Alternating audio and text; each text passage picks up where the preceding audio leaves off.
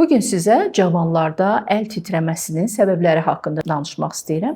Yaşlı insanlarda bilirik ki, bunun ən çox səbəblərindən biri Parkinsondur. Və sual verə bilərsiniz, cavanda da Parkinson ola bilərmi? Bəli, təəssüf ki, yuvenil parkinsonizm adlanan bir xəstəlikdə Parkinson xəstəliyi çox cavan yaşlarda 14-17 yaş arasında başlayır və hərəkətlərin yavaşlaması, əl əsməsi, rigidlik kimi əlamətlər verə bilir.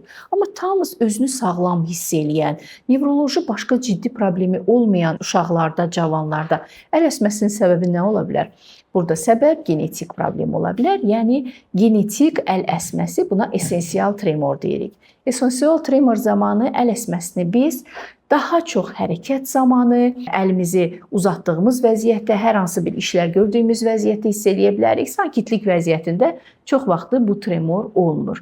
Əgər bu əsmələr cavanlarda onların yazı yazmasına, hər hansı bir fəaliyyətlərinə mane olursa, bunun xüsusi müalicəsi var.